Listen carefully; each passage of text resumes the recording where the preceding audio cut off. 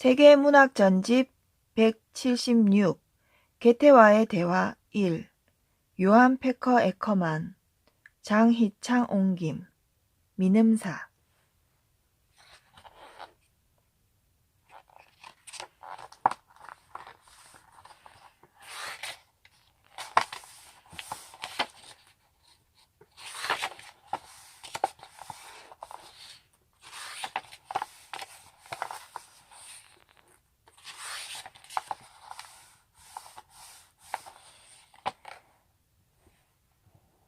머릿말 게테와 나누었던 대화를 정리하여 수록한 이 책의 대부분은 가치 있는 경험이나 진기한 체험을 글로 포착하여 자신의 것으로 만들고자 하는 나의 자연스러운 충동으로부터 생겨났다.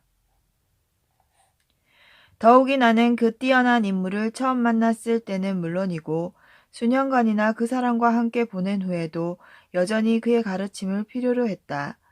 그래서 나는 그의 말을 마음에 새겨서 즐거이 기록했고 그것을 내 삶의 지표로 삼고자 했다. 그러나 9년이라는 세월에 걸쳐 나를 행복하게 해주었던 그분의 말씀의 풍성함에 건주어 볼 때 내가 그 중에서 글로 옮겨 적은 것은 실로 미미하다. 그러므로 나는 마치 두 손을 활짝 펴고 상쾌한 봄비를 잡아보려고 애를 쓰지만 그 빗물의 대부분을 손가락 사이로 흘려보내고 마는 소년과도 같다는 생각이 든다. 흔히들 말한다.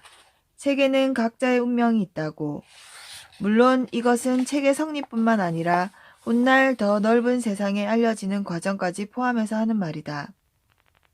물론 이 책의 성립 과정에 대해서도 역시 같은 말을 할 수 있으리라. 이따금씩 운이 나쁘다든지 몸이 불편하다든지 아니면 직무나 일상생활에 쫓겨 단 한 줄도 쓰지 못한 채 몇 달이 지나가는 경우가 있는가 하면 그 반면에 운이 좋다든지 건강 상태가 양호한 데다 글을 쓸 여유와 흥미까지 가세하여 다시 기분 좋게 진척을 보이는 경우도 있었다.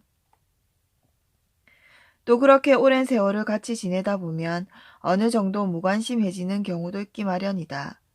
게다가 현실을 언제나 변함없이 공정하게 평가하기란 더더욱 어려운 법이다. 내가 구태여 이런 말을 하는 이유는 날짜 순서에 따르고 싶어하는 독자라면 중요한 부분들이 많이 누락되어 있다는 사실을 발견할 것이므로 그것에 대해 미리 양해 말씀을 드리고 싶어서다. 그렇게 누락된 부분에는 훌륭한 것들이 많이 포함되어 있다. 특히 게테가 두루 알고 지내던 많은 친구들이라든지 여러 현존하는 독일 작가들에 대해 게테 자신이 직접 평가한 유익한 말들의 많은 부분은 빠지고 말았다. 물론 그 일부는 기록되어 있긴 하지만 말이다. 하지만 이미 말하지 않았던가. 책이란 태어나는 순간부터 자기의 운명을 갖게 되는 것이라고. 어쨌든 이 책을 나의 재산으로 만들게 되었다는 것. 말하자면 이 책을 내 생애의 보물로 여길 수 있게 만들어준 저 높은 섭리에 나는 마음속 깊이 감사하고 있다. 더 나아가서 세상 사람들이 나의 이러한 전달 작업에 대해 고마워하리라는 것을 확신한다.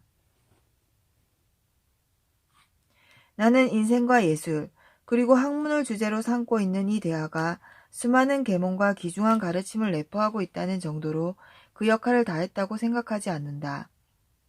오히려 그때마다의 삶에 대한 직접적으로 스케치하고 있는 이 기록은 그의 다양한 작품들을 접한 독자들의 머릿속에 이미 형성되었을 그의 모습을 완성시키는 데 크게 기여할 것이다. 하지만 이곳으로서 게테 내면의 전체 모습이 묘사되었다고 생각하는 건 얼토당토 않은 일이다. 우리는 이 뛰어난 인간과 그의 정신을 어느 방향에서 보더라도 다른 책을 반사시키는 다면체의 다이아몬드에 비교해도 좋을 것이다. 말하자면 게테는 그가 처한 상황에 따라서 그리고 그가 만나는 인물에 따라서 다양한 인물이 되었던 것이다. 그러므로 나의 경우에도 아주 겸손한 의미에서 이렇게 말해도 좋으리라. 이것은 나의 게테라고 말이다. 나의 이러한 말은 그가 나에게 자신을 어떻게 드러내었는가 하는 점뿐만 아니라 내가 그를 어떻게 포착하고 재현할 수 있었는가 하는 점도 깊이 관련된다. 그러한 경우에 반사라는 것이 문제가 된다.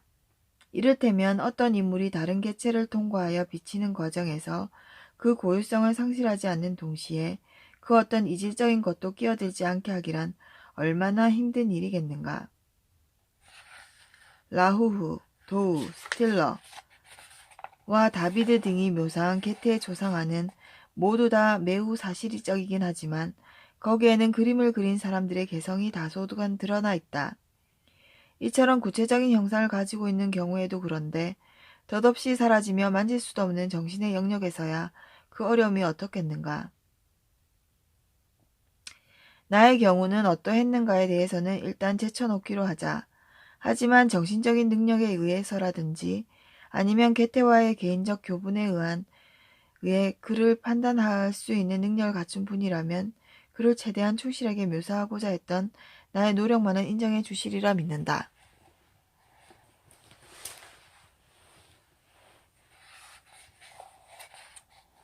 지금까지의 대상을 파악하는 방식과 관련하여 어느 정도 암시했으므로 이제는 이 책의 내용에 대해 간략하게 살펴보기로 하자. 사람들이 진리라고 부르는 것은 그것이 다만 하나의 대상과 연관되어 있는 경우에라도 결코 작거나 협소하거나 제한적이지 않다. 오히려 그것은 아무리 단순한 것이라고 할지라도 동시에 포괄적인 그 무엇으로서 넓고 깊은 자연 법칙의 다양한 계시들과 마찬가지로 그렇게 쉽게 표현할 수 없는 것이다. 진리는 주장한다고 해서 아니 주장에 주장을 거듭한다고 해서 혹은 주장과 반론을 거듭한다고 해서 결론을 내릴 수 있는 것은 아니다. 그 모든 것을 총합해야만 비로소 근사치에 도달할 수 있을 뿐이다.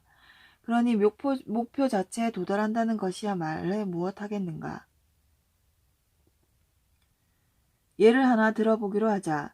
문학에 대한 개태의 발언은 종종 일면적인 인상을 주기도 하며 때로는 명백한 모순을 드러내기로 한다. 금방 이 세계가 제공하는 소재에다가 모든 중점을 두는가 싶더니 어느새 시인의 내면에 전적으로 중점을 둔다. 그리고 어떤 때는 대상이 전부라고 했다가 또 어떤 때는 그 처리 방식이 전부라고 말한다. 또한 완성된 형식이 중요하다고 말하는가 하면 모든 형식을 무시하고 정신이 으뜸이라고 말하기도 한다.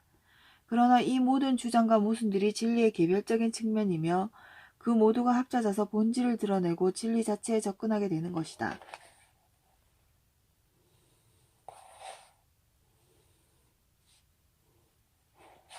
그러므로 나는 이러저러한 경우에 있어서 언뜻 보면 모순되어 보이는 말들도 그것들이 다양한 계기들과 변화무쌍한 시기들의 산물인 점을 고려하여 이 책에서 숨기지 않고 있는 그대로 보여주려고 했다. 아울러서 나는 개별적인 부분에 의해서 혼란에 빠지지 않고 전체를 고려하며 모든 것을 적절하게 정리하고 결합시키는 독자 여러분의 통찰력과 형안에 기대를 거는 바이다.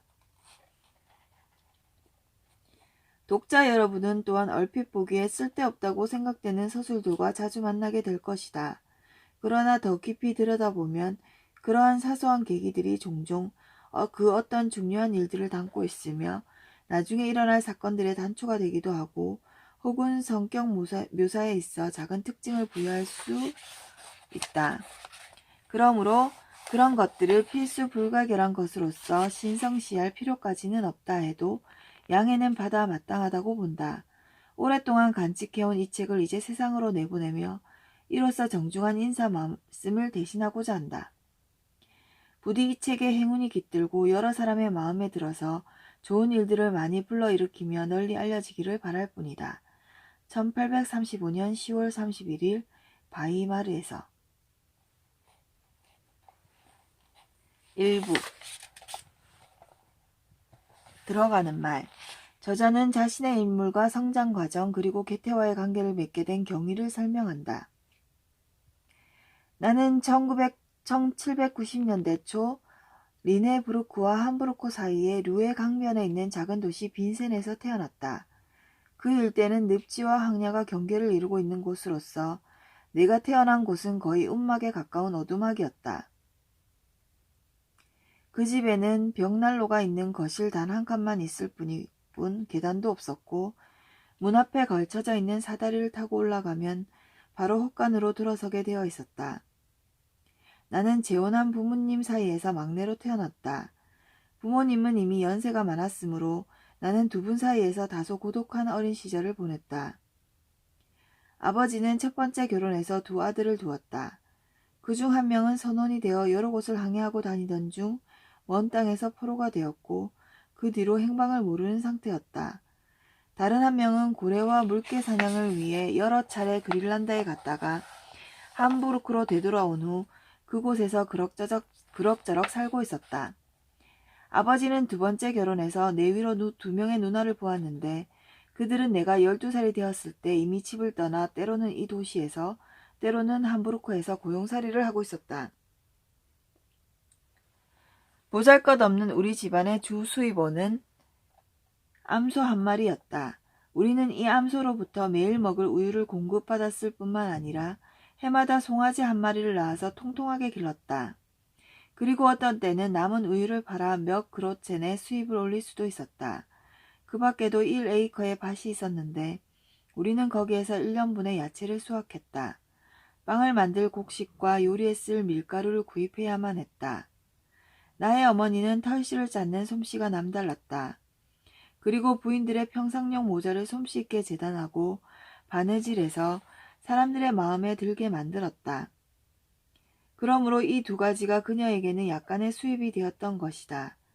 반면에 아버지의 본업은 계절마다 품목을 바꾸는 소규모의 보따리 장사였다. 그래서 자주 집을 비워야 했고 근처의 지방들을 부지런히 돌아다녀야만 했다. 여름이면 가볍고 작은 나무 상자를 등에 짊어지고 황야지대의 이 마을 저 마을을 돌아다니며 끈이나 꼰, 실 또는 비단을 행상하는 아버지의 모습을 볼 수 있었다. 그와 동시에 아버지는 털양말이나 혼방직물, 리네브로크 지방에서 키우는 양의 갈색 양보와 아마씨를 섞어서 짠 것이었다.를 사들여 엘베강 건너편의 강변에 있는 피어란테 지방에 가지고 가서 횡상을 하며 팔았다. 겨울이면 조잡한 펜이나 바래지 않는 아마포 장사를 했는데 아버지는 이러한 물건들을 황야나 습지대의 마을에서 사모아 배편으로 함부르크로 가져갔다. 그러나 아마포가 뭐지? 아버지는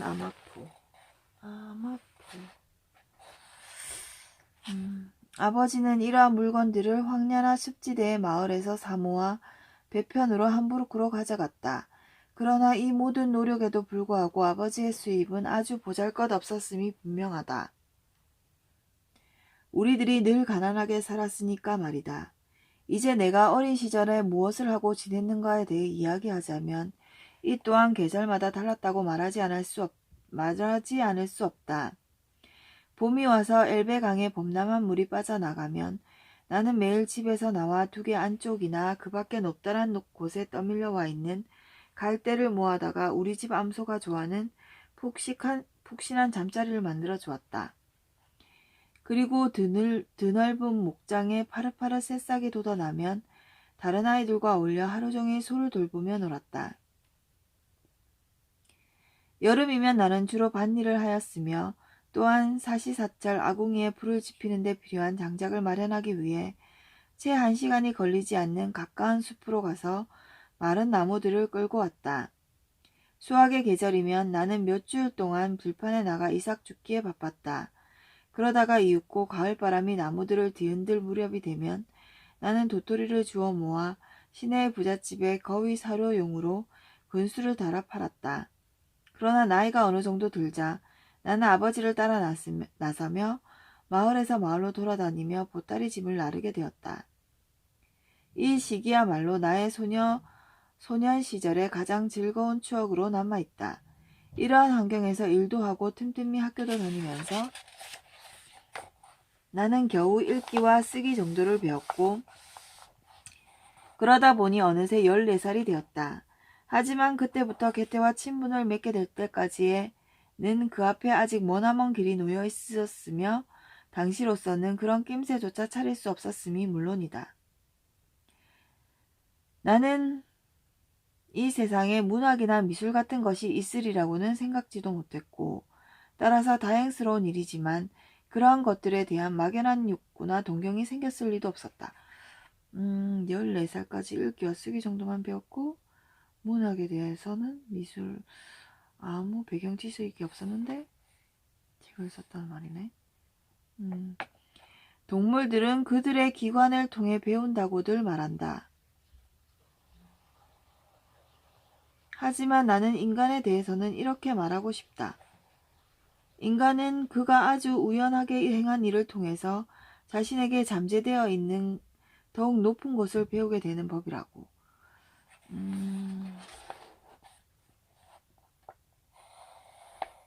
동물들은 그들의 기관을 통해 배운다고들 말한다. 하지만 나는 인간에 대해서는 이렇게 말하고 싶다. 인간은 그가 아주 우연하게 행한 일을 통해서 자신에게 잠재되어 있는 더욱 높은 것을 배우게 되는 법이라고. 나의 경우에도 마찬가지였다. 그것은 그 자체로서는 보잘것없는 일이었지만 나의 인생 전체에 하나의 전기를 마련해 주었고 잊을 수 없는 일로 영원히 남게 되었다. 어느 날 밤 나는 불을 밝힌 램프 아래에서 부모님과 함께 식탁에 앉아 있었다. 아버지가 함부르크에서 돌아온 길이라 장사의 경과나 진척에 대해 이야기를 하고 있었다. 아버지는 담배를 좋아하셨기 때문에 담배 한 봉지를 가지고 왔는데 내 앞에 식탁에 놓인 그 담배 봉지에는 한 마리의 말이 그려진 상표가 붙어 있었다. 그 말 그림이 무척 마음에 든 데다 마침 펜과 잉크 그리고 종이가 한 장 있어서 나는 그것을 베껴보고 싶다는 억누를 수 없는 충동에 사로잡혔다. 아버지가 함부르크 이야기를 계속하는 동안 나는 부모님 눈에 띄지 않게 그림을 그리는데 몰두했다. 그리고 나서 보니 베낀 그림이 원래의 그림과 완전히 똑같아서 나는 이제까지 몰랐던 행복함을 느꼈다. 부모님에게도 보여드렸더니 놀라 마지 않으면서 나를 극구 칭찬하는 것이었다. 나는 기쁨에 들떠 거의 잠을 이루지 못한 채 내가 그린 말 그림만을 계속 생각했고 그것을 다시 바라보고 싶어서 다음날 아침을 초조하게 기다렸다. 사실적 모사. 이날 이후 한 번 눈을 뜨게 된 사실적 모사의 충동은 다시는 나를 떠나지 않았다. 그러나 우리 고장에서는 그 일에 도움이 될 만한 게 아무것도 없었으므로 이웃에 사는 한 도공이 접시에 그릴 때 본으로 삼는 그림들을 묶은 책을 나에게 주었을 때 나는 너무도 기뻤다. 나는 이 그림들을 아주 정성껏 베껴 그렸고 그러다 보니 두 권의 하첩이 생겼다. 그리고 그 하첩에는 이 사람 저 사람의 손을 거쳐서 마침내 이 고장에서 가장 높은 분인 지방행정관 마이어의 손에 들어가게 되었다. 그는 나를 불러 상도 주었고 아주 호의적으로 칭찬도 해주었다. 그러고는 화가가 될 생각이 있느냐고 물었으며 만일 그럴 마음이 든다면 견진성사를 마친 후에 견진성사를 마친 후에 나를 함부르크에 있는 유능한 대가에게 보여주겠다는 것이었다. 나는 그렇게 하고 싶기는 하지만 부모님과 의논해 보아야 한다고 대답했다. 그러나 부모님은 두 분 다 농부 출신인 데다가 밭 일이라든지 가축 기르는 일밖에는 별다른 일이 없는 시골 출신인지라 화가라고 하면 기껏해야 대문이나 건물을 칠하는 칠장이 정도로 이해했다. 그래서 아주 걱정스럽게 나를 말리면서 그 일은 아주 지저분하기도 하거니와 위험하기도 해서 목이나 다리가 부러질 수도 있으며 게다가 함부르크에서는 8층 건물 같은 높은 건물도 있기 때문에 그런 일이 자주 일어난다고 말씀하시는 것이었다. 나의 생각도 이와 별로 다르지 않았기 때문에 화가라는 직업에 대한 나의 흥미는 사라지고 말았으며 지방행정관의 친절한 제안도 곧 잊어버리고 말았다. 그렇지만 어쨌든 신분 높은 분들에게 나라는 존재를 알리게 된 것 같았다. 그들은 기회 있을 때마다 나를 찾았고 또 여러 방식으로 나를 도와주었다. 나는 소수의 상류층 아이들과 함께 개인 교습에 참여하며 프랑스어를 배웠고 라틴어와 음악 수업도 조금 받았다. 또한 비싼 옷도 얻어 입었으며 교구 감독관인 파리지우스 같은 치체 높은 사람도 별 거리낌 없이 나를 자기 식탁에 끼워주었다.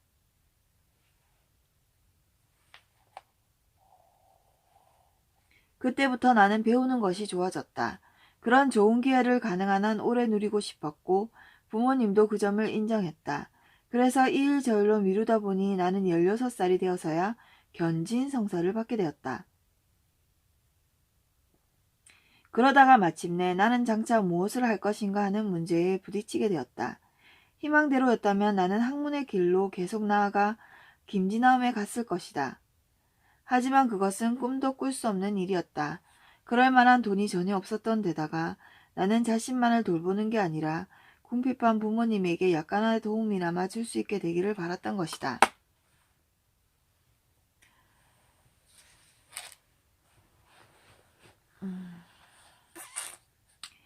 이러한 사정은 내가 견진 성사를 받고 난 직후에야 해결되었다. 그 지방에 사는 한 사법관이 나에게 기록하는 일과 그 밖의 잡무를 맡아달라고 제의했고 나는 기꺼이 그 일을 맡았던 것이다. 나는 부지런히 학교를 다니던 마지막 1년 반 동안 어느 정도 필체를 익혔고 또 그러한 직책을 제대로 수행할 만큼 자유자재로 문장을 쓸 수 있게 되었다. 간단한 변호를 하거나 간습적인 형식에 따라 소송장이나 판결문을 쓰는 일을 가끔 하며 보내는 그러한 생활을 2년간 그러니까 1810년까지 계속했다. 그리고 바로 그 해에 하노버주 루의 강변의 도시 빈제니 행정구역에서 사라지고 니더엘버라는 지방 관할 구역으로 편입되면서 프랑스 제국의 영토로 합병되었다.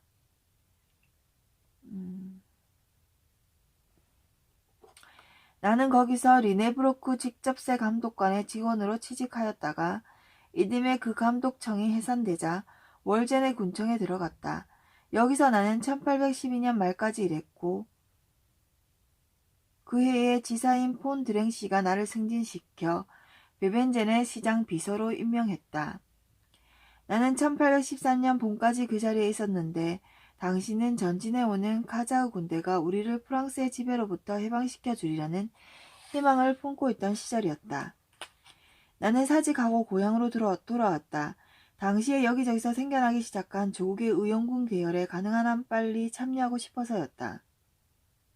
이 소망은 곧 이루어져서 나는 그해 여름이 끝날 무렵 가죽 총집과 총을 들고 킬만 제거 소총 부대에 입대했으며 이 부대와 함께 크노보 대위가 지휘하는 중대에 들어가 1813년에서 1814년에 걸쳐 겨울 원정에 종군했다.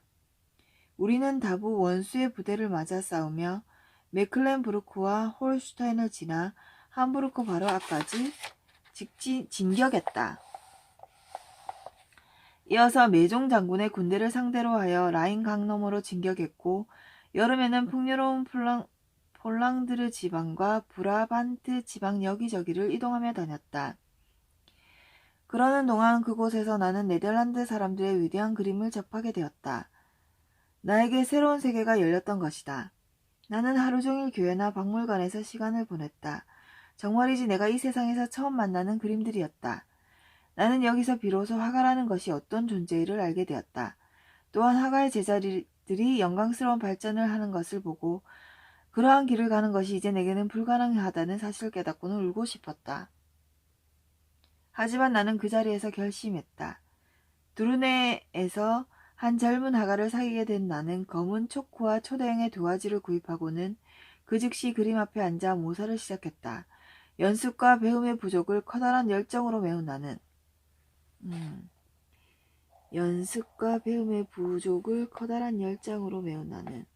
인물들의 윤곽을 여유있게 마무리 지었다. 그러고 나서 왼쪽부터 차츰차츰 전체적으로 음영을 표현하기 시작할 때 진군 명령이 내려져 나는 이 행복한 작업을 중단해야만 했다. 나는 완성하지 못한 부분의 어둡고 밝은 정도를 하나하나 구분하여 서둘러 표시해 두었다. 나중에 한가해지면 다시 완성시키겠다는 생각에서였다. 그러고는 그림을 둘둘 말아 가죽통 속에 집어넣고는 총집과 함께 어깨에 나란히 맨 채 투르네에서 하멜른에 이르는 긴 행군길에 내내 지니고 다녔다. 1814년 가을, 하멜른에서 우리의 소총 부대는 해산되었다. 나는 고향으로 돌아갔다. 아버지는 돌아가셨고 아직 살아계시는 어머니는 그동안 결혼해서 부모님 집을 물려받은 큰 노유와 함께 살고 계셨다. 나는 곧바로 그림 그리기를 계속하여 우선 브라방크에서 가져온 그림을 완성시켰다. 그러고 난 후에는 적당한 본이 없어서 나는 람베르크의 조그만 동판 하나를 본으로 삼아 그것을 검은 초크로 크게 확대하여 그렸다. 하지만 나는 곧 예비적인 공부와 기초 지식이 없다는 사실을 실감하게 되었다. 부족한 점을 알게 된다는 것. 예비적인 공부와 기초 지식이 없다는 사실을 실감하게 되었다. 인간과 동물의 해부학에 대한 지식은 거의 없다시피 했고 다양한 수목이나 지형들을 표현하는 방법에 대해서도 아무것도 몰랐다. 그 때문에 나는 어쨌든 내 방식대로 비슷하게 보이게 그리는 데만 해도 이루 말할 수 없을 정도로 고생했다. 그래서 나는 곧 깨달았다. 화가가 되려면 좀 다르게 시작해야 한다. 그렇지 않고 자기 식대로만 한다면 헛수고에 지나지 않을 것이면 분명하다. 그러므로 제대로 된 스승 밑으로 들어가서 처음부터 완전히 새로 시작하려는 계획을 세웠다. 하지만 그럴 만한 스승이라고는 하노버의 람베르크밖에 떠오르지 않았다. 또한 그 도시에는 내 친한 친구들이 비교적 풍족한 생활을 하고 있어서 언제든 성에 있는 지원을 기대할 수 있었고 또 여러 차례 초대받기도 했으니 어쨌든 내 한 번 머물 수는 있으리라 생각했다. 그리하여 나는 지체하지 않고 짐을 꾸려 1815년 한겨울 눈이 잔뜩 쌓인 황량한 들판을 가로질러 40여 시간의 거리를 혼자서 고독하게 걸어갔고 그렇게 하여 며칠 만에 무사히 하노버에 도착했다. 나는 즉시 람베르크를 찾아가서 나의 바람을 털어놓았다. 나의 습작품 몇 개를 본 그는 나의 재능을 의심하는 것 같지는 않았다. 하지만 그는 나에게 주의를 주었다. 이를테면 예술도 빵을 해결할 수 있어야 한다. 기술적인 것을 숙달하는 데에는 상당한 시간이 걸린다. 예술을 하면서 생계까지 해결하기란 거의 불가능하다는 등의 말이었다. 어쨌든 그는 자기가 할 수 있는 한 도와주려고 했다. 그는 즉시 자신이 그린 수많은 스케치 작품 중에서 인체의 여러 부분을 그린 적당한 그림 몇 장을 꺼내주면서 그것들을 베끼도록 했다. 나는 친구 집에 머물면서 람베르크의 원본 작품들을 베껴 그렸다. 상당한 진척이 있었다. 그가 점점 더 중요한 그림들을 내게 주었기 때문이었다. 나는 인체 해부도 전체를 그리고 난 후에 실증 한번 내지 않고 그리기 까다로운 손과 발을 반복해서 그렸다. 그렇게 몇 달을 행복하게 지나갔다. 그렇게 5월이 접어들면서 나는 병을 앓게 되었다. 6월 들어서는 손이 떨려 화피를 잡지 못할 정도가 되었다. 우리는 유능한 의사에게 도움을 청했다. 그는 내 병세가 위태롭다고 판단했다. 출정으로 인하여 피부에 발한작용이 완전히 억제당한 나머지 일종의 소모성 열이 몸 깊숙이 파고들었으며 그대로 2주만 더 있었더라면 틀림없이 사신의 포로가 되었을 것이라는 설명이었다. 그는 피부 활동의 회복을 위한 온수욕과 그 밖에 비슷한 처방을 내렸다. 그리하여 금세 차도가 있기는 했지만 이제 그림 공부를 계속한다는 건 생각할 수도 없게 되었다. 그때까지 나는 친구 집에서 극진한 보살핌과 간호를 받아왔다. 그럼에도 친구는 내가 부담스럽다든가 아니면 앞으로 부담스럽게 될지도 모른다는 생각은 전혀 하지 않는 것 같았고 또 그런 내색을 조금도 비치지 않았다. 그러나 내 입장에서는 그런 생각이 들 수밖에 없었고 또 오랫동안 품고 있던 이런 근심이 내 속에 잠복돼 있던 병을 촉발시키는데 일정한 역할을 한 것도 분명했다. 더군다나 이번에는 치료에 상당한 비용까지 드는 걸 보게 되자 근심 걱정이 주체할 수 없이 고개를 쳐들었다. 이렇게 안팎으로 시달리는 동안 마침 병무청과 제휴하여 하노부군이 피복을 취급하는 회사에 취직할 수 있는 길이 열렸다. 이처럼 나는 상황에 굴복하여 예술가의 길을 포기하고 일자리를 찾았고 그러다가 자리가 생기자 기쁜 마음으로 그것을 받아들였던 것이다. 하지만 그 누구도 이런 결정을 탓하지는 못하리라. 나는 금방 회복되었고 오랫동안 맛보지 못했던 건강과 쾌활함이 다시 찾아왔다. 그리고 그토록 호의를 베풀어 주었던 친구에게도 어느 정도 빚을 갚을 수 있게 되었다. 새로 시작한 일은 생기를 불어넣어 주었기 때문에 나의 정신은 활력을 얻었다. 나의 상관들은 아주 고상한 사고방식의 소유자들처럼 보였으며 나의 동료들과는 그중 몇몇은 같은 부대에서 출정한 적도 있었다. 곧 속마음을 터놓고 지내는 막역한 사이가 되었다. 이렇게 안정이 되자 나는 비로소 뛰어난 유산을 많이 보존하고 있는 이 영만 국가의 수도를 얼마간 자유스러운 기분으로 돌아보기 시작했다. 한가할 때는 매력이 넘치는 교회 지대를 지치지도 않고 돌아다녔다. 나는 람베르크의 제자인 점도 유명한 젊은 화가와 깊은 우정을 나누기도 했다. 그는 내가 산책을 할 때면 언제나 길동무가 되어 주었다. 당시에 나는 건강과 이러저러한 사정 때문에 더 이상 미술 공부를 실질적인 발전을 이룰 수 없었기 때문에 그와 함께 우리의 공통의 연인이라고 할 수 있는 미술에 대해 매일 여러 가지 나눌 수 있다는 것만으로도 내게는 커다란 위안이 되었다. 그는 나에게 종종 자신의 구성을 스케치해서 보여주었고 그것을 함께 들여다보면서 서로 마음껏 이야기를 나누었다. 나는 그를 통해 많은 유익한 책들을 알게 되었다. 나는 빈켈만을 읽었고 빈켈만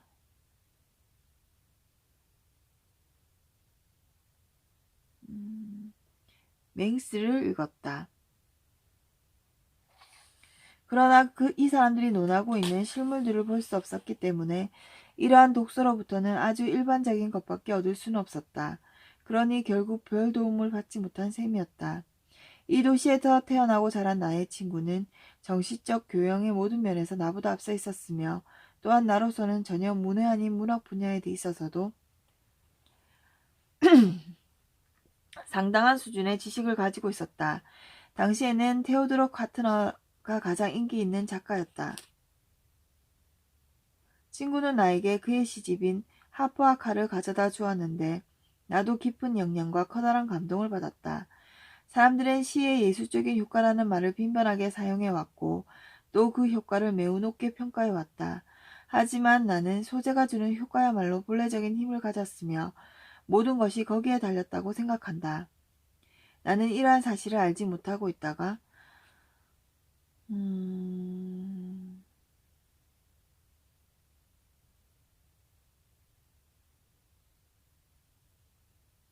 시의 예술적인 효과.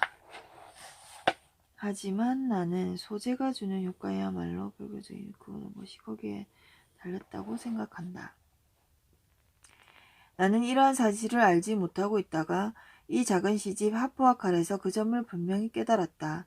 말하자면 나는 케르너와 마찬가지로 오랫동안 우리를 억압해왔던 것에 대한 증오를 가슴속에 품고 있었고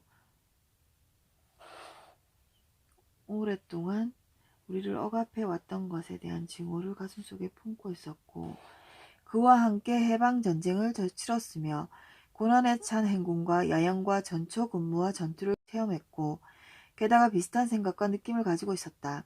아마도 이런 이유 때문에 내가 그 시집에서 그토록 깊고 강렬한 공감을 느꼈을 것이다. 나는 무언가 의미심장한 것을 접할 때마다 깊이 감명을 받아 나도 그런 것을 생산해보고 싶은 충동을 느끼곤 했는데 그 점은 테오노로 케트나의 시집을 읽었을 때도 마찬가지였다. 회상해보건대 나는 가끔 시를 쓰곤 했던 어린 시절과 그 이후에 몇 년 동안 시를 가벼운 것으로 보았던 것 같다. 그 당시 나는 그렇게 쉽게 이루어지는 일에 대해서는 별다른 의미를 두지 않았기 때문이었다.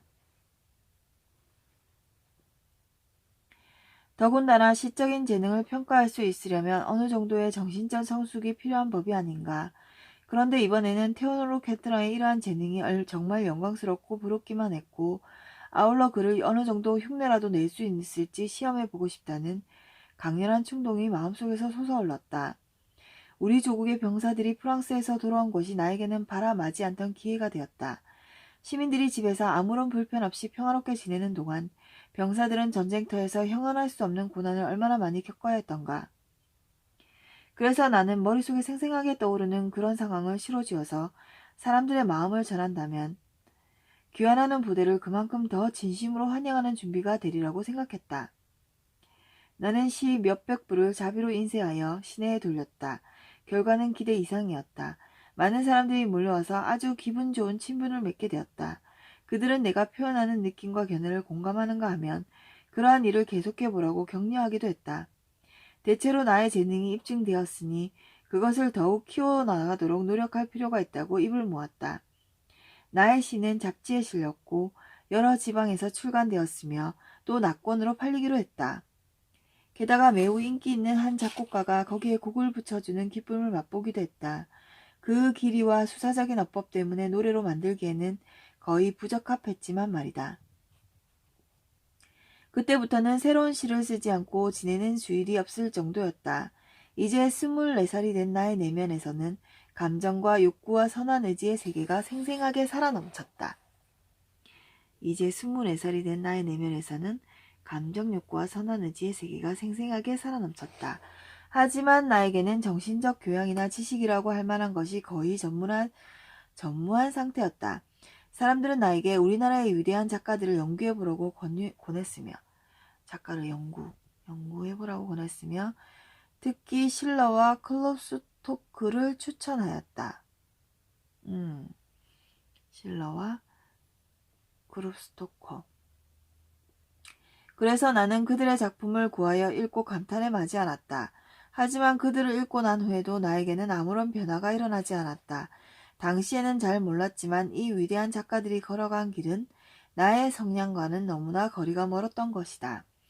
이 무렵 나는 처음으로 게테라는 이름을 듣고는 게테를 만난 게 24살이었구나. 듣고는 그의 시집 한 권을 샀다. 나는 그의 시들을 읽고 또 읽으면서 말할 수 없는 행복함에 젖었다.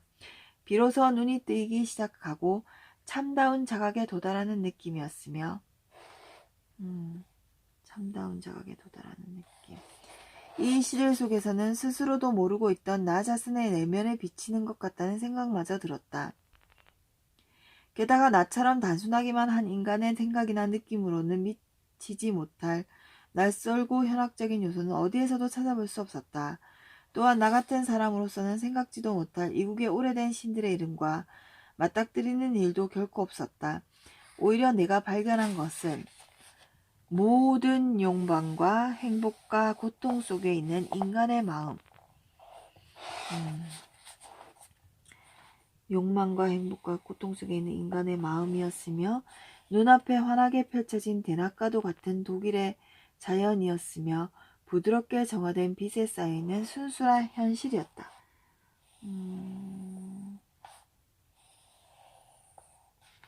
나는 몇 주일이고 몇 달이고 이 시집에 빠져 있었다. 그러고 나서 빌헬름 마이스터를 그리고 그의 자서전과 그의 희곡 작품들을 손에 넣게 되었다.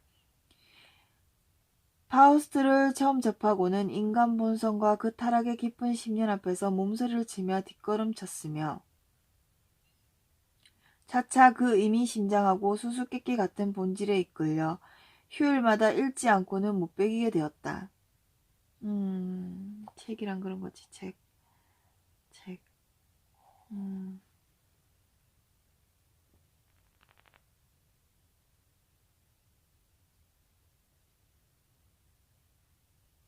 경탄과 애정이 날마다 자라났고 1년 내내 그의 작품에 빠져 있었으며 게테 이외의 것에 대해서는 생각하지도 말하지도 않았다. 우리가 위대한 작가의 작품을 연구함으로써 얻을 수 있는 이점은 실로 다양한 것일지도 모른다. 그러나 가장 중요한 이점 중에 하나는 우리가 자신의 내면뿐만 아니라 외부의 다양한 세계를 더욱 분명하게 의식하게 된다는 데 있을 것이다. 맞아. 우리가 자신의 내면뿐만 아니라 외부의 다양한 세계를 더욱 분명하게 의식하게 된다는 데 있을 것이다. 바로 게테의 작품이 나에게 그런 영향을 주었다. 나는 그의 작품을 통하여 구체적 대상과 인간의 특성을 더욱더 잘 관찰하고 파악하게 되었다. 그리고 점차 통일성의 개념, 즉 한 인간이 자기 자신과 가장 내밀한 조화를 이룬다는 통일성의 개념에 도달하게 되었다. 통일성의 개념. 한 개인이 자기 자신과 가장 내밀한 조화를 이룬다는 통일성의 개념. 한 개인이 자기 자신과 가장 내밀한 조화를 이룬다. 그리하여 자연현상이든 예술현상이든 간에 그 어마어마한 다양성이라는 수수께끼를 더욱더 잘 풀 수 있게 되었던 것이다. 나는 개태의 작품들로 어느 정도 기초를 다진 다음 실제로 여러 방식으로 시를 써보았다. 그리고 나서는 과거의 위대한 외국 시인들에게도 눈을 돌려 셰익스피어의 뛰어난 작품들 뿐만 아니라 소포클레스와 호메로스의 작품들을 가장 잘된 번역본으로 읽었다. 그러면서 나는 곧 깨달았다.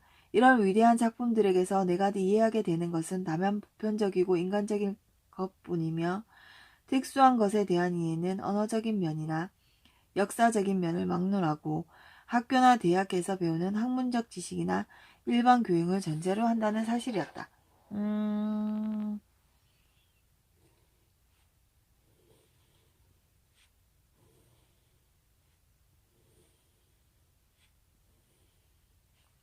기초주식이 중요하지.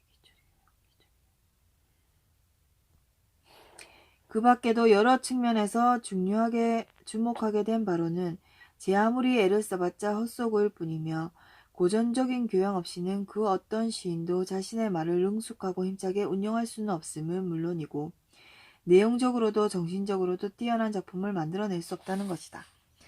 기초교양과 고전적 교양이 중요하지. 위대한 저서. 고전교양, 고전 도서를 읽고 고전 교양을 익히는 게 기초지식이 기초교양을 읽어야 되는 이유. 중요하지.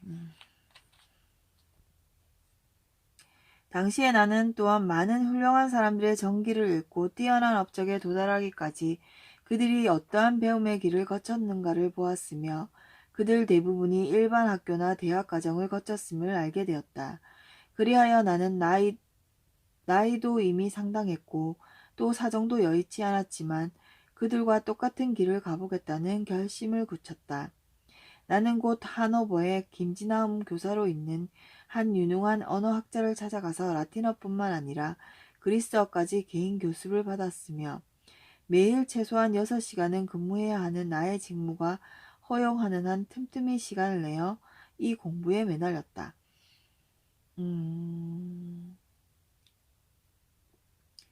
그렇게 자기 자신에게 부족한 점을 알고 그거를 보완하기 위해 노력하는 것. 그렇게 1년을 지내다 보니 어느 정도 진척이 있긴 했다. 그러나 맹렬하게 앞으로 나아가고자 하는 욕심 때문에 조바심이 난 나는 다른 길을 찾아보려고 했다. 이 조바심을 이겨야 되는데 조바심을 이기기가 참 쉽지 않아. 욕심, 빨리 이루고 싶다는 욕심. 돌다리도 두들겨 차근차근 조바심을 버려야 돼. 내 생각으로는 매일 너네 시간 정도 김진아움에 다니며 학구적인 생활에 몰두할 수만 있다면 나의 소양이 몰라보게 진보할 뿐더러 비교할 수 없을 만큼 빠르게 목표에 도달할 수 있을 것만 같았다. 세상 물정에 밝은 사람들도 내 생각이 옳다고 격려해주는 바람에 나는 그렇게 하기로 결심하였다. 주위의 사람들을 이렇게 독려해주는 사람들이 항상 있어야 돼. 격려해주고 칭찬해주고 잘할 수 있다고 힘을 주는 사람들.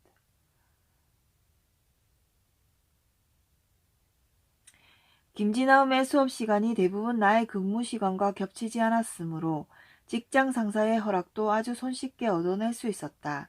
그리하여 나는 입학 원서를 제출했고 어느 일요일 오전에 소정의 시험을 치르기 위해 나의 개인 교습 선생을 따라 교장에게 갔다. 교장은 가능한 한 쉬운 문제를 내주었으나 나의 머리는 학교에서 낸 보통 수준의 문제에 대해서도 조금도 준비되어 있지 않았고 또 아무리 노력했다 하더라도 정규적인 훈련을 받지 못했기 때문에 결과는 최저 수준에 도미치지 못하고 말았다. 그러니까 학교 교육이 기본이 교양교육으로 좀 바뀌어야 될 텐데 너무 현실 교육으로 돼 있어. 고전 교육이 중요한 이유가 있는데.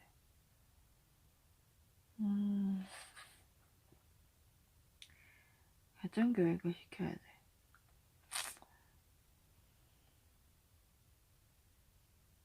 그러나 나의 선생이 시험 성적보다는 내가 많은 것을 알고 있다고 확실하게 보증해준 데다가 교장도 비상한 노력을 감안하여 나를 김나지움 6학년에 편입시켜 주었다.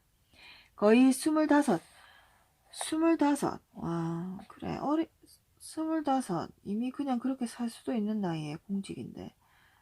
또 이렇게 노력을 하는 사람들은 달라. 거의 25이 된 나이에 그것도 공직에 몸담고 있는 신분으로 대부분이 소년티를 벗지 못한 젊은이들 사이에 섞여 있다는 건 말할 나위도 없이 어색한 일이었다. 나 자신도 처음에는 이러한 새로운 상황이 조금 불편하고 낯설기도 했다. 하지만 학문에 대한 갈망이 이 모든 것을 잊고 극복하게 했다. 열정. 또한 대체적으로 보아도 불평할 만한 일은 거의 없었다. 선생들은 나를 존중해 주었고 비교적 나이가 든 학급의 선량한 학생들은 정말 친절했으며 몇몇 건방진 아이들도 나에게 심술을 부릴 만큼 철이 없지 않았다. 이렇게 원하는 대로 되었기 때문에 나는 대체로 매우 행복했고 이 새로운 길을 따라서 힘차게 나아갔다. 나는 아침 5시면 일어나 바로 예습을 하고 8시경에 학교로 가서 10시까지 공부를 했다. 그리고 거기서 직장에 나가 1시까지 근무를 하다가 집으로 급히 가서 점심을 간단히 해결하고 다시 1시가 지나서 학교로 갔다. 거기에서 4시까지 공부하다가 또다시 직장에 가서 7시까지 근무했다. 그리고 나서 남은 밤 시간은 예술과 개인 교습에 할당했다. 필요해 이런 게. 목표를 세우고 꾸준한 노력. 나는 아침 5시면 일어나 바로 예습을 하고 8시경에 학교로 가서 10시까지 공부를 했고 그리고 거기에 직장에 나가 1시까지 근무를 하고 집으로 급히 가서 점심을 간단히 해결하고 다시 1시가 지나 학교로 갔다. 거기에서 4시까지 공부를 하다가 또 다시 직장에 가서 7시까지 근무를 했다. 그리고 나서 남은 밤 시간은 예술과 개인 교습에 할당했다. 이렇게 자기 시간을 관리해서 목표를 세우고 계획을 세우고 시간 단위로 계획을 세우고 열정이 있어서 그 열정을 가지고 자신의 부족점을 채우기 위해 시간을 잘 관리해서 하루하루를 보내면 그 하루가 쌓여서 한 달이 되고 1년이 되고 그러면 쌓이게 되는 것. 절대 조바심을 가져서 되는 게 아니고 꾸준히 쌓아가는 것. 이렇게 허둥지둥 애를 쓰며 몇 달을 보내자 나의 체력은 그러한 긴장된 생활을 감당해낼 수가 없었다. 그래서 체력이 제일 중요해. 그래서 어린 나이에는 체력을 공부에 빨리 몰입하는 것보다 체력과 책 읽는 걸 병행해야 돼. 체력이 가장 중요해. 체력.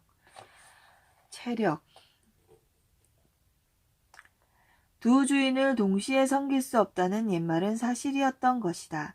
자유로운 공기와 운동의 부족, 먹고 마시고 잠자는 시간과 휴식의 결핍으로 나는 차츰 병약해졌다. 몸과 마음이 무디어지고 마침내 학교나 직장 둘 중 하나를 그만두어야 할 절박한 상태에 이르렀다. 그러나 생계 때문에 직장을 그만둘 수는 없었으므로 학교를 단념하는 수밖에 없었다. 결국 1817년 이른봄 나는 다시 학교를 그만두었다. 그러나 이것저것 시도해보는 게 나에게 주어진 운명인가 보다 하는 생각이 들었을 뿐 잠시나마 정상적인 학교 교육을 받아보았다는 사실이 결코 후회스럽지는 않았다. 나는 그동안에도 상당한 진척을 보였다. 그리고 늘 대학을 염두에 두고 있었으므로 개인 교습을 계속할 수밖에 없었고 또 열과 성의를 다하였다.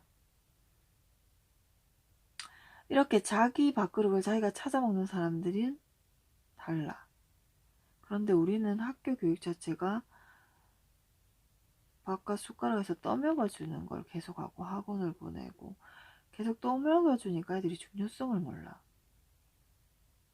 그래서 그냥 정규대학을 간 아이들과 방송통신대학을 간 사람 가서 졸업하고 나서 하는 사람들이 조금 틀린 이유가 그런 것 같아. 들어가기는 어렵지만 졸업하기는 쉽고, 들어가기는 쉽지만 졸업하기는 어렵고, 그 과정에서 자기 스스로 해낸다는 게 좀 틀려. 얘들한테 가장 필요한 게 그건데 그걸 어떻게 해줘야 되는 건지 모르겠다. 너무 읽어주면 안 돼. 낚시하는 방법을 가르쳐줘야 된다는 거. 답답하기만 했던 겨울을 보낸 후 나는 더욱 화창한 봄과 여름을 맞이하였다. 나는 곧잘 야외로 나가곤 했는데 그 해에는 자연이 유달리 친절하게 내게 말을 걸어왔다. 그리하여 많은 시간을 쓰게 되었는데 특히 괴테가 젊은 날에 쓴 시들이 훌륭한 모범으로 내 눈앞에 어른거렸다. 겨울이 다가오자 나는 어떻게 해서든 1년 안에 대학에 들어가야겠다고 진지하게 생각하기 시작했다. 라틴어에는 상당한 진척이 있었기 때문에 호라티우스의 송가라든지 베르길리우스의 목가 그리고 오비디우스의 변형 이야기들 중에서 특히 내 마음에 드는 부분을 운문으로 번역할 수 있었으며 키케로의 연설문이나 율리우스, 카이사르의 전쟁록을 쉽게 읽어낼 수 있었다. 물론 이것으로 대학 공부를 위한 준비가 충분하다고 볼 수는 없었지만 1년이면 훨씬 더 나아질 것이고 그래도 모자라는 부분은 대학에 들어가서 만회하리라 생각했다. 나는 이 도시의 상류층 중에서 많은 후원자들을 가지고 있었는데 그들은 내가 소위 돈이 되는 학문을 하겠다고 결심한다면 협력하겠다고 약속했다. 돈이 되는 학문? 그러나 그것은 나의 본성에 맞지 않을 뿐더러 또한 인간은 내면에서 솟구쳐 오르는 충동이 지향하는 바를 따라야 한다고 굳게 믿었으므로 나는 뜻을 굽히지 않았다. 맞아. 인간은 내면에서 솟구쳐 오르는 충동이 지향하는 바를 따라야 한다고 굳게 했으므로 나는 뜻을 굽히지 않았다. 그렇게 되자 그들은 내가 바라는 도움을 거절했고 고작해야 식사 정도만 제공했다. 그러므로 이제 나에게는 스스로의 힘으로 계획을 관찰하고 어느 정도 가치가 있는 문화작품을 쓰는데 정신을 집중하는 것 말고는 다른 길이 없었다. 나에게는 스스로의 힘으로 계획을 관찰하고 어느 정도 가치가 있는 문화작품을 쓰는데 정신을 집중한 다른 길이 없었다. 당시에는 밀러의 재와 그릴 파르처의 조비가 인기를 누리면서 대단한 호평을 받고 있었다. 하지만 이 자기적인 작품들은 나의 자연스러운 감정에는 맞지 않았다. 더욱이 나는 그들의 운명간에 친숙해질 수 없었으며 또한 그러한 작품들로부터 대중은 부도덕한 영향만 받을 거라고 생각했다. 그래서 나는 그에 대항하여 운명이란 성격에 의해 자유되는 것임을 보여주기로 결심했다. 운명이란 성격에 의해 자유되는 것임을 보여주기로 결심했다. 운명이란 성격에 확신이 있네. 신념에 대한 확신. 말로 논쟁하는 것이 아니라 행동으로 그것들에 맞서려고 했다. 인간이 현재 씨를 뿌리면 미래에 그것은 꽃을 피우고 열매를 맺으며 뿌린 씨앗에 따라 좋은 열매를 맺거나 혹은 나쁜 열매를 맺는다는 진리를 표현하는 작품을 쓰고 싶었다. 인간이 현재의 씨를 뿌리면 미래에 자연의 순리에 대한 참 사람 성격이 보여지는. 그러나 세계사에 어두웠던 나에게는 성격들과 줄거리를 만드는 일만으로도 벅찼다. 나는 1년 동안이나 씨름하면서 각각의 장면이나 막들을 세세한 부분까지 심사숙고하였고 마침내 1820년 겨울 몇 주간의 아침 시간을 활용하여 작품을 완성하였다. 아침 시간을 활용하여. 그동안 만사가 무리 없이 자연스럽게 이루어졌으므로 나는 더할 나위 없이 행복한 기분이었다. 그러니 앞에 말한 시인들과는 정반대로 현실 생활에 너무 밀착한 나머지 무대를 거의 고려하지 않게 되었다. 그리하여 긴장감 속에 빠르게 진행되는 줄거리 대신에 상황들에 대한 조용한 스케치가 되고 말았으며 인물과 상황이 긴장을 필요로 하는 순간에도 시적이거나 운율적인 분위기에 머무르고 말았다. 게다가 주변 인물들이 너무 많은 비중을 차지한 나머지 작품 전체가 지나치게 방만해지고 말았다. 나는 완성한 작품을 가까운 친구와 친지들에게 보여주었지만 바라던 만큼 이해를 받지는 못했다. 몇몇 장면은 희극에나 어울린다든지 심지어는 독서량이 부족하다는 비난까지 들었다. 좀 더 나은 평을 기대했던 나로서는 내심 모욕감을 느꼈다. 하지만 나는 친구들의 비판이 그렇게 어긋나지 않았다는 사실을 차츰 깨달았다. 모욕감을 느꼈지만 그 비판을 틀리지 않았음을 깨닫는 거. 그건 참 중요한 얘기인데. 나의 작품들은 인물들을 제대로 묘사하고 전체적인 균형을 잘 고려하였으며 어느 정도 사력있고 능숙하게 내면을 표현하긴 했지만 거기에서 전개되고 있는 인생관의 수준이 너무 낮아서 공식적으로 선을 보이기에는 다소 부적절했던 것이다. 이러한 문제는 나의 출신과 부족한 공부를 생각하면 조금도 이상한 일이 아니었다. 나는 작품을 고쳐 써서 무대에 맞게 만들려고 했으며 그보다 우선 전반적으로 작품의 수준을 높일 수 있을 만큼 교양을 쌓기로 했다. 근데 이때는 학교들이 수준이 있었고 그게 있었는 것 같아. 공교육이 인정을 받고 있었는데 지금 우리나라에는 공교육이 거의 배제돼 있고 인정을 못 받고 있으니까 그 차이점을 메울 수 있는 교육이 필요한데 고전교육으로 그래 돌아가는데 너무 현실과 합의를 해가지고 그때 쓸데없다고 생각해도 그 기본적인 밑바탕의 고전교육들이 나중에 현실과 접목이 되면 발화를 하는 건데 그걸 못 참아. 그 교육이 중요한데 기본 교육이 돼야 되는데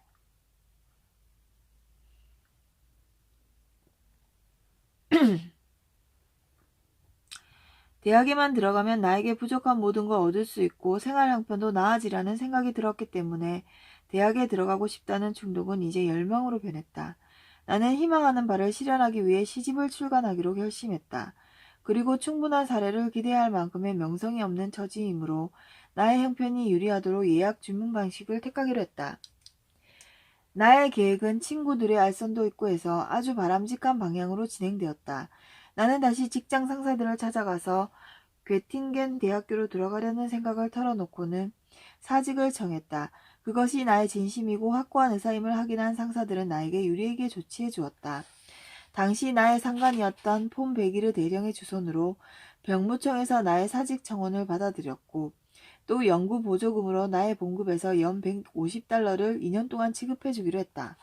와, 오랫동안 그래 뜻을 품으면 도와주는 사람은 항상 있기 마련이야. 뜻을 품고 노력하는 모습. 오랫동안 마음속에 품어왔던 소망이 마침내 이루어졌으므로 나는 행복했다.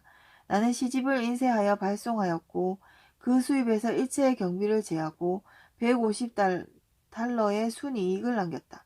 150달러. 그리고 나서 1821년 5월 사랑하는 연인을 남겨둔 채 게팅겐으로 떠났다. 아, 아내가 있었구나. 요한나 베르트람. 에커만의 아내. 1819년에 에커만과 약혼했지만 둘 다 경제 사정이 어려워 1831년에 결혼식을 올렸다. 와, 대단하다. 계속 그거를 각자의 일을 하면서 끊어놓지 않는 거. 신뢰하는, 그래, 이런 관계가 가장 중요한데. 대학에 들어가려던 나의 첫 번째 시도는 내가 생계를 위한 학문을 완고하게 거절하는 바람에 좌절되었다. 그러나 이번에는 경험을 통해 지혜를 터득한 데다 가까운 사람들이나 영향력 있는 장유층을 상대로 하여 해치고 나가야 할 싸움을 명심하고 있었다. 그 때문에 나는 영리하게도 세상의 압도적인 대세에 수능키로 하고 곧바로 생계를 위한 학문을 택하고 법률 공부를 하겠다는 의사를 분명하게 밝혔다. 그러자 나의 현실적인 출세만 염두에 둘 뿐 나의 정신적인 욕구에 대해서는 조금도 알리 없는 유력한 후원자들과 다른 모든 사람들이 정말 분별 있는 결정이라고 인정해 주었다. 모든 반대의 목소리는 순식간에 꼬리를 감췄다. 나는 가는 곳마다 우호적인 대접을 받았으며 목적이 달성되도록 기꺼이 후원하겠다는 격려를 받았다. 사람들은 그런 그래서 문학가들 중에 법률 공부를 하는 사람들이 별로 이상하다 했더니 후원을 받아야 했구나. 목적이 달성되도록 기꺼이 후원하게는 격려를 받았다. 사람들은 그런 훌륭한 의도를 확고하게 심어주고자 법률 공부란 것이 정신에 보다 많은 이익을 가져다 준다며 애써 나를 설득했다. 이를테면 법률 공부를 함으로써 다른 방식으로는 도달할 수 없는 시민적 세속적 사정에 능통할 수 있게 되며 또 법률 공부라는 것이 너무나도 광범위하게 다른 많은 고상한 일들에는 손도 대지 못할 정도는 아니라는 것이었다. 그리고 많은 유명 인사들의 이름을 대면서 모두 법학을 공부했지만 동시에 다른 분야에서도 최상의 지식을 갖출 수 있었다고 말하기도 했다. 그러나 나는 친구들이나 나 자신도 모르고 지나친 점이 있었다. 사실 이 사람들은 학교에서 정식으로 배운 훌륭한 지식을 가지고 대학에 갔을 뿐만 아니라 이러저러한 사정 때문에 그럴 수 없었던 나와는 비교할 수 없을 정도로 긴 시간을 연구에 전념할 수 있었던 것이다. 그래서 나는 다른 사람들을 속였던 것과 마찬가지로 차츰차츰 나 자신도 그럴듯하게 속이게 되었고 마침내는 법률을 진지하게 연구하면서도 동시에 나의 원래 목표를 달성할 수 있으리라고 믿게 되었다. 자기 자신을 그거 했네. 마인드 컨트롤. 마인드 스스로를 세뇌시켰네. 이것도 필요하지. 그리하여 애초에 내가 가지고 있지도 않았고 또 활용하고 싶다는 생각도 없었던 것을 이루겠다는 망상과 함께 대학에 들어간 후 나는 바로 법률 공부를 시작했다. 게다가 이 학문이 나의 적성에 아예 반하는 것은 아니라는 생각이 들었다. 오히려 내 머릿속이 다른 계획이나 시도로 가득 차 있지만 않았더라면 기꺼이 그 공부에 몰두할 수 있었을지도 모른다. 그러다 보니 나는 불행하게도 마음속으로 다른 애인을 남몰래 품고 있기 때문에 결혼을 청한 상대방에게 이것저것 온갖 트집을 잡는 처녀와도 같은 처지였다. 법학개론이나 로마법 강의를 들으면서도 나는 종종 드라마의 장면이나 막을 마무리하는 데 정신을 팔았고 강의에 집중하려고 무척 애를 썼지만 마음은 언제나 옆길로 새고 있었다. 여전히 나를 사로잡고 있는 것은 다름 아니라 문학과 예술, 그리고 더 높은 인간적 발전이었으며 바로 그 때문에 대학에 들어가려고 열흘 동안 열심히 노력해왔던 것이다. 현실과 이상을 문학과 예술 그리고 더 높은 인간적 발전. 첫 해에 나의 목적을 이루는데 크게 도움이 되었던 것은 헤렌이었다. 독일의 역사가. 그의 민족학과 역사학 강의는 이 방면의 연구에 훌륭한 기초를 제공해 주었으며 아울러 그의 명료하고도 충실한 강의는 또 다른 점에서 나에게 매우 유익했다. 나는 매 시간 즐겁게 강의를 들었으며 자리에서 일어설 때면 언제나 마음속 가득히 이 뛰어난 사람에 대한 존경심과 애정이 벅차올랐다.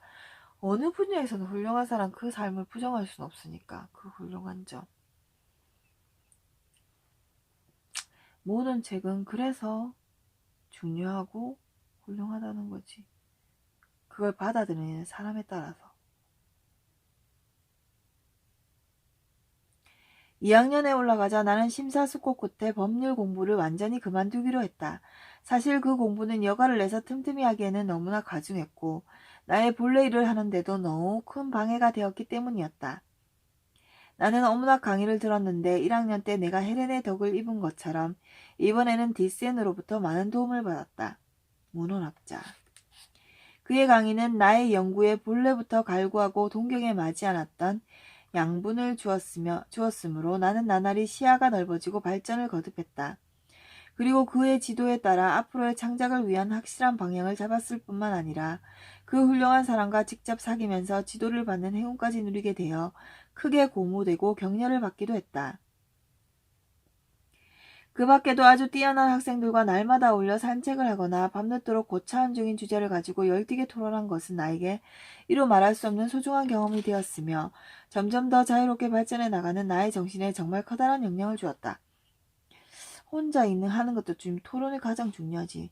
똑같은 문장을 가지고도 내 생각과 상대방의 생각과 받아들이는 것들은 무척 다르기 때문에 토론은 그래서 중요한데 사람들은 은근히 그 토론보다는 얄팍한 지식을 알고 그 지식을 내뱉는 사람들을 중요시 여기는 게 있어. 낱개의 지식보다 그 지식들 중에서 추출해내는 지혜로운 자기 생각이 가장 중요한데.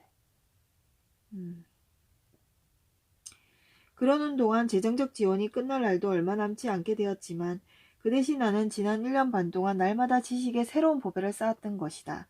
그러나 실제로 응용하지 않고 계속 지식을 쌓기만 하는 것은 나의 성격과 인생 행로에도 맞지 않는 일이었으므로 작품을 몇 개 쓰며 자유의 몸이 되었다가 다시 연구에 매진하겠다는 열망에 사로잡혔다. 희곡의 경우에는 소재에 대한 흥미를 아주 잃지 않고 있었으므로 다만 그 형식과 내용을 더욱 의미 있게 만들 필요가 있었고, 또 문학의 기본 이념이라는 문제에 있어서는 당시의 지배적이던 견해들에 대한 나의 반론이 어느 정도 정립되고 있었기 때문에 이 두 가지를 연달아 발표하고 완성하고 싶다는 생각이 들었다. 그래서 1822년 가을에 대학을 떠나 하노버 근처의 시골집에 자리를 잡고 우선 이론적인 논문들을 집필하였다. 특별히 재능 있는 젊은이들이 문학 작품을 창작할 때뿐만 아니라 비평을 하는 것도 도움이 되었으면 하는 의도로 그 논문들에 시향농구라는 제목을 붙였다.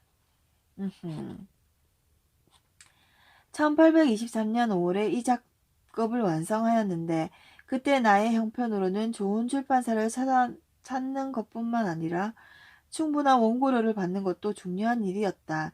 그래서 곧바로 결심하여 원고를 게테에게 보내면서 코타 씨에게 보낼 몇 마디 추천사를 부탁했다.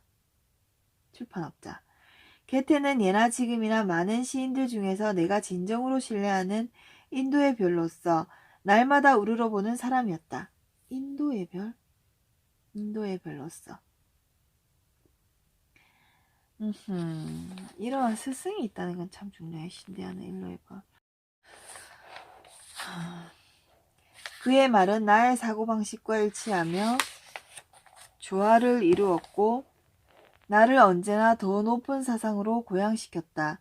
나 또한 다양하기 그지없는 대상들을 다루는 그의 고귀한 예술의 근본을 더욱더 탐구하고 모범으로 삼고자 노력하였다. 그러므로 그를 향한 나의 사랑과 존경은 거의 열정이라 할 만했다. 게팅겐에 도착한 직후에 나는 게테에게 나의 경력과 학력을 간단히 적어서 나의 시집 한 권을 함께 보냈다. 그 후 그가 나에게 간단한 답장을 보내왔을 뿐만 아니라 또한 여행객으로부터 게테가 예술과 고대라는 잡지에 나에 관해 호의적인 글을 쓰고자 한다는 소식을 전해 듣고 뛸 듯이 기뻤다. 이는 당시 내가 처한 상황에서는 중요한 의미를 갖는 것이었다. 이를테면 그때 막 완성한 원고를 그에게 마음 놓고 보낼 수 있는 용기를 얻게 되었던 것이다. 이제 내 마음속에는 단 한 번 잠깐만이라도 좋으니 그를 가까이서 직접 만나보고 싶다는 충동이 불타올랐다. 그리하여 나는 이 소원을 이루기 위해 5월 말경 길을 떠났고 걸어서 게팅겐과 베라탈 골짜기를 지나 바이마르로 향했다. 걸어서. 도중에 극심한 더위로 힘든 고비를 수없이 넘겨야 했지만 마음속으로 이제 내가 훌륭한 분의 특별한 인도를 받고 있으며 이번 여행길이 앞으로의 내 인생에 있어서 중요한 결과를 가져오리라는 예감을 거듭 되새기며 위안을 삼았다. 1823년 6월 10일 화요일 바이마르. 나는 며칠 전 이곳에 도착하여 오늘 처음으로 게테를 방문했다. 그의 환대는 진심에서 나온 것이었으며 그의 인품에서 받은 인상은 이날을 내 생애의 가장 행복한 날로 손꼽게 해주었다. 어제 그에게 일정을 물어보았는데 그는 나에게 오늘 정오에 만나자고 했던 것이다. 그래서 정해진 시간에 찾아갔더니 이미 기다리고 있던 하인이 곧장 나를 위층으로 안내했다. 집의 내부는 매우 안락한 느낌을 주었다. 그러니까 우리가 그때 현대소설 중에 모리와 함께한 하요이를 보고 사람들이 엄청 감동을 받았었는데 그거랑 이 게테와의 대화가 별바 다를 바가 없어. 근데 그 책은 조금 더 얇고 좀 따뜻함을 주고 이 책은 왠지 모를 고전이라는 느낌 때문에 거부감을 주는 것 같은 똑같은 느낌이야. 그래서 정해진 시간에 찾아갔더니 이미 기다리고 있던 하인이 곧장 나를 위층으로 안내했다. 집의 내부는 매우 안락한 느낌을 주었다. 화려하지는 않지만 모든 것이 아주 고상하면서도 소박했다. 계단 옆에 놓여있는 여러 점의 고대 입상 모형들은 조형 예술과 고대 그리스에 대한 게테의 특별한 애정을 엿볼 수 있게 했다. 여러 명의 부인들이 아래층에서 분주하게 오가고 여러 명의 부인들이 아래층을 분주하게 오가고 있었으며 오틸리아의 게테의 아들 아우구스트 폰 게테의 아내 오틸리의 귀여운 아이들 중 하나도 눈에 띄었는데 이 사내 아이는 다정하게 다가와서 커다란 눈으로 나를 쳐다보는 것이었다. 잠시 주위를 둘러보고 나서 나는 매우 사근사근한 화인과 함께 계단을 올라 2층으로 갔다. 그가 입구에 있는 방의 문을 열자 그 문지방에 살루부? 어서 오십시오라는 뜻의 라틴어 인사말? 라틴어는 어떻게 읽지? 살배? 뭐지? 나는 다정한 환영을 뜻하는 글이 씌어 있었고 그것을 넘어서 방 안으로 들어가도록 되어 있었다. 하인은 그 방을 지나서 보다 넓은 두 번째 방의 문을 열고는 나에게 그곳에서 기다려달라고 말했다. 그리고 자신은 주인에게 나의 방문을 알리러 갔다. 그곳에는 아주 시원하고 상쾌한 공기가 감돌고 있었다. 바닥에는 양탄자가 갈려 있었고 또 붉은 소파 하나와 같은 색깔의 의자들이 여러 개 있어서 무척 밝은 느낌을 주는 방이었다.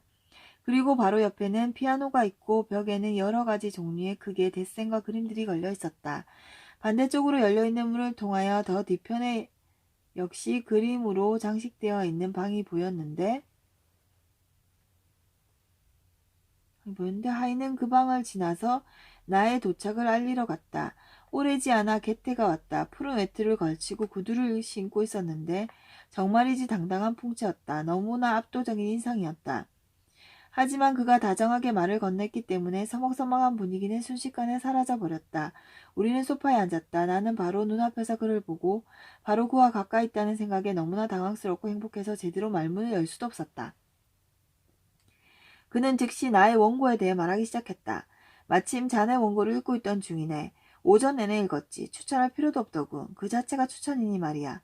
그러고 나서 그는 표현의 명료함과 사상의 유연함을 칭찬하였고 모든 것이 튼튼한 토대 위에 있으며 사려가 깊다고 말하고는 다시 덧붙였다. 서둘러서 일을 진행시키는 게 좋겠어. 오늘 기마우 편으로 코타 서점에 편지를 써보내고 내일은 마차 편으로 원고를 보낼 생각이네. 나는 몇 마디 맑은 눈길로 그에게 감사의 뜻을 전했다. 이어서 나의 앞으로의 여행이 화제가 되었다. 나는 원래 목적지가 라인 지방이며 거기서 적당한 곳에 머무르며 무언가 새로운 것을 쓸 예정이나 우선은 예나로 가서 코타 씨의 대답을 기다릴 것이라고 말했다. 괴테가 나에게 예나에 아는 사람이 있는지를 물었다. 내가 크네벨 씨와 친해지고 싶다고 대답하자 작가. 괴테 평생에 걸친 오랜 친구. 그는 내가 더 나은 대접을 받을 수 있도록 편지를 써주겠다고 약속했다. 그래 그렇군.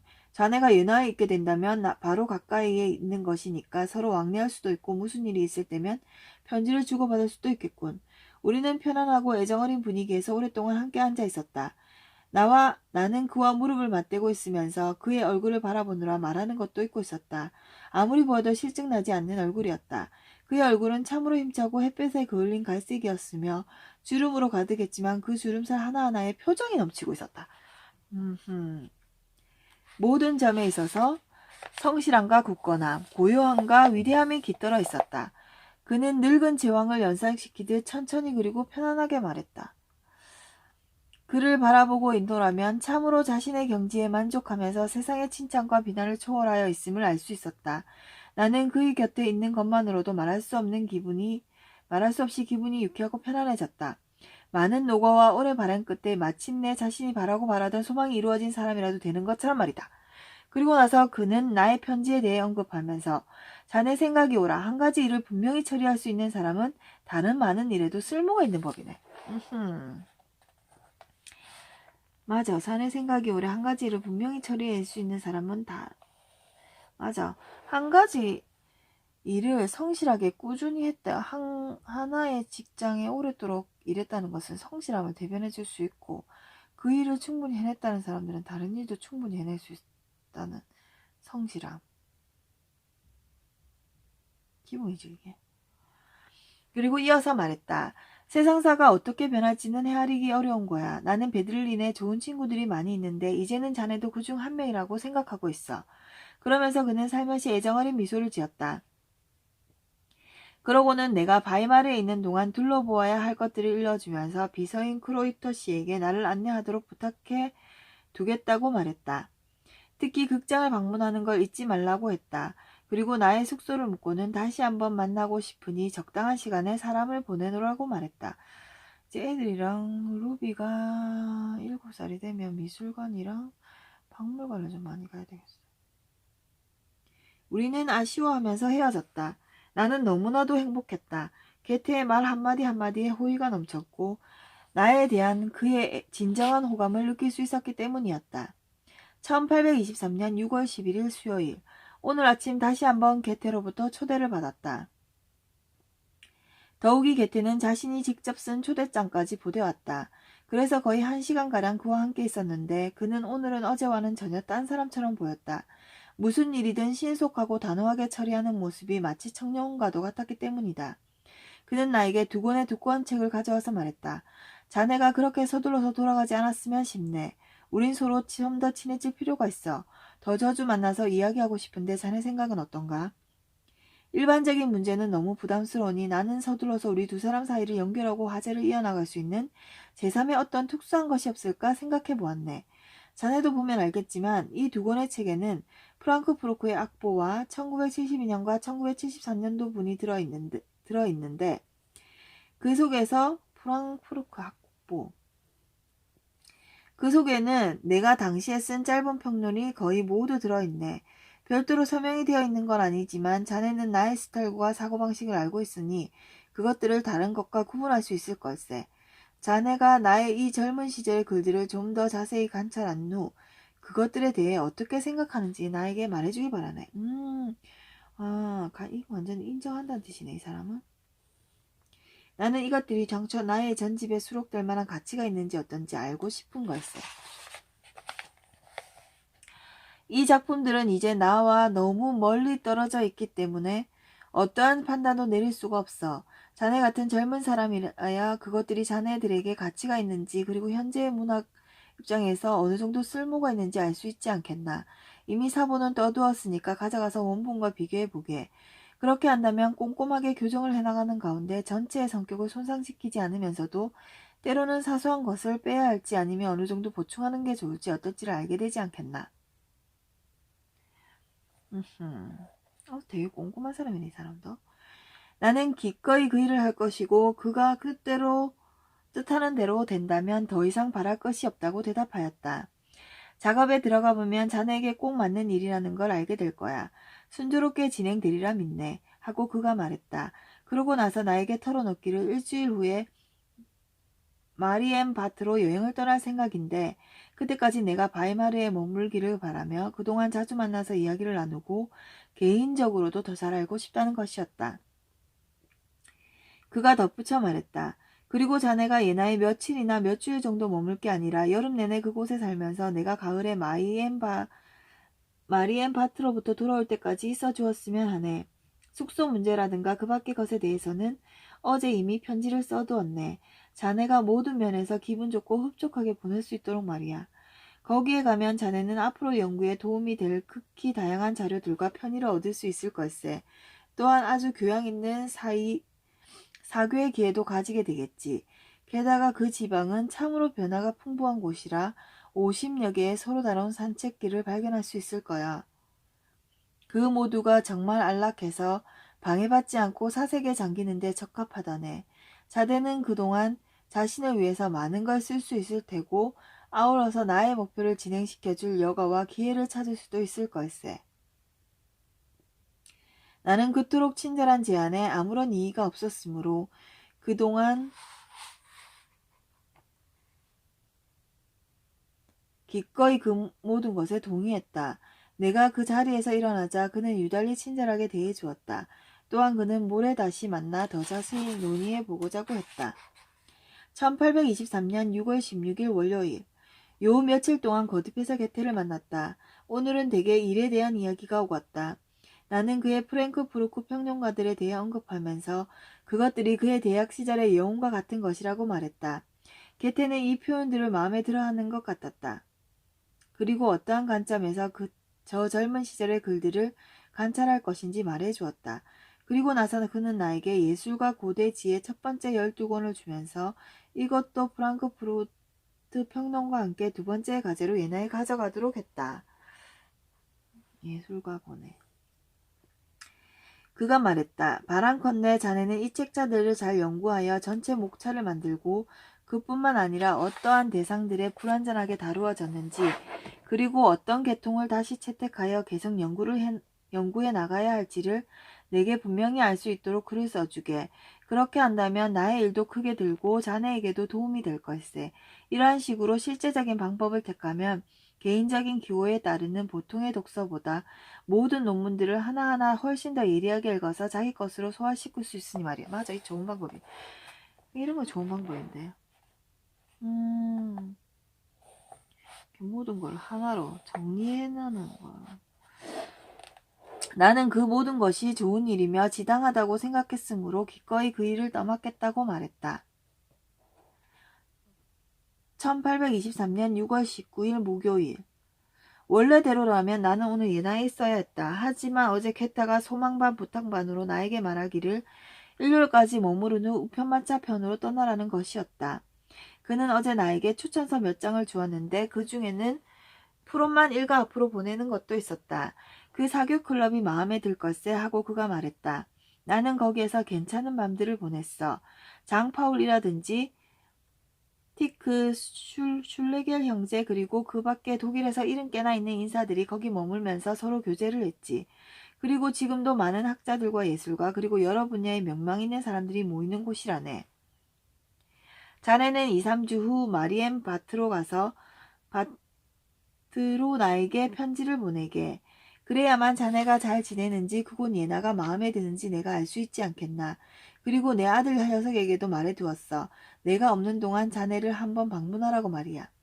나는 괴테의 세심한 배려가 너무도 고마웠고 그가 나를 자신의 가족처럼 대해주고 나를 그렇게 대우하려는 걸 보고 행복할 따름이었다. 6월 21일 토요일. 나는 개태와 작별하고 그 다음날 예나로 가서 한 전원주택에 짐을 풀었다. 정말 친절하고 성실한 사람들이었다. 개태의 추천이 있었던지라 나는 크레벨 씨와 프롬만 씨의 가족들로부터 환대를 받았으며 매우 유익한 교제도 할 수 있었다. 나는 가지고 온 과제를 최선을 다해 진행했다. 게다가 기쁘게도 코타 씨로부터 곧 편지를 받게 되었다. 내가 보낸 원고를 기꺼이 출판하겠다는 사실에 덧붙여 상당한 보수를 약속했고 또 나의 감독하에 예나에서 인쇄하겠다는 소식이었다. 그리하여 이제 최소한 1년간의 생계는 확보된 셈이므로 나는 이 기간 동안 무언가 새로운 것을 생산함으로써 작가로서 앞으로의 나의 운명에 토대를 마련하겠다는 힘찬 욕구를 느꼈다. 나는 시향 농구의 논문들을 통하여 이론과 비평에 있어서 일단 나름대로의 방향을 정립하고 주요한 원리들을 해명해 보고자 했다. 방향 정립, 원리들 해명. 그리고 또한 나의 평생 공부를 나이가 들어서도 가장 중요한 거는 내가 읽기에 조금 어려운 책들을 읽고 항상 글로 적어서 정리를 해야 돼. 그런 발제를 많이 해봐야 돼. 그래야지만 성숙한다는 거지. 읽기만 해서는 되는 게 아니야. 나는 길고 짧은 시들을 무수히 구상했으며 다양한 주제의 희곡 작품들도 초안을 잡아보았다.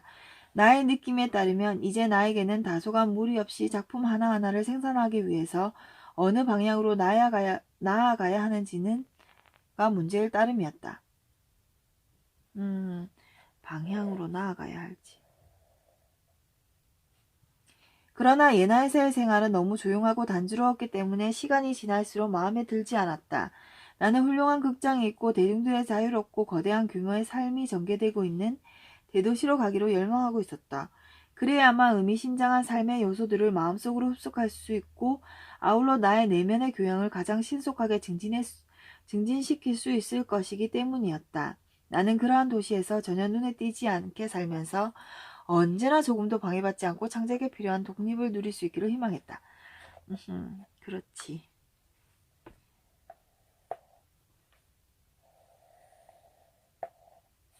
관찰자의 입장을 가지고 싶다는 거지. 내가 원하는 건데. 네. 관찰자의 입장. 이게 많은 도움이 되지.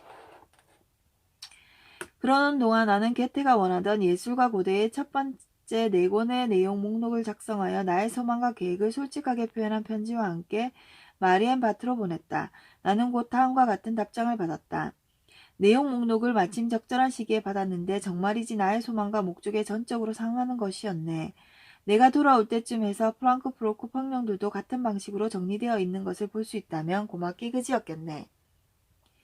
말은 하지 않았지만 고마움에 보답하기 위해 이미 자네의 기질과 자네가 처한 상황, 소망과 목적, 그리고 계획 등에 대해 이것저것 고려하고 있는 중이라네. 돌아가서 자네의 일에 대해 좀 더 깊이 의논할 수 있도록 말일세. 오늘은 이쯤 해두기로 하지. 마리안 밭으로부터 떠나오려니 생각할 것도 해야 할 것도 많다네. 뛰어난 사람들과 너무 빨리 헤어지려니 고통스러울 지경일세. 자네가 묵묵히 행동하는 모습을 보고 싶네.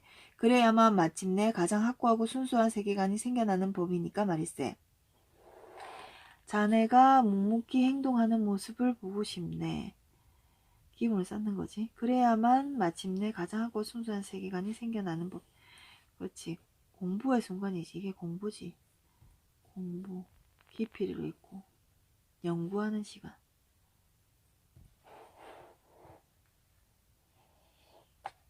자네가 묵묵히 행동하는 모습을 보고 싶네. 그래야만 마침내 가장 확고하고 순수한 세계관이 생겨나는 법이니까 말이야. 자리께 앞으로 더욱 오래 그리고 더욱 친밀한 만남이 있을 걸 생각하니 기쁘네. 1823년 8월 14일 마리엔 밭에서 괴테. 괴테의 답장을 받고 나는 정말 행복했고 다시 마음의 안정을 느꼈다. 나는 이 일을 계기로 앞으로의 제멋대로 행동하지 않고 전적으로 괴테의 충고와 의지에 따르리라고 결심했다. 나는 그동안 짧은 시 몇 편을 완성했으며 프랑크푸르트 평년들을 정리하는 작업을 마쳤다. 그리고 괴테에게 보여주기 위해 그 평론들에 대한 나의 견해들을 짧은 글로 작성하였다. 나는 괴테가 마리엔 바트로부터 돌아오는 날을 손꼽아 기다렸다. 한편 나의 시약 농고는 인쇄가 끝나가고 있었다. 그리고 무슨 일이 있더라도 이번 가을만큼은 몇 주일간 라인 지방으로 짧은 여행을 떠나 머리를 식히리라 생각했다. 여기까지 읽어야 되겠다. 오늘이 12월 14, 15일인가? 15일인가? 15일. 새벽. 내일 새벽 4시라서 또 나머지 부분을 읽어보겠습니다.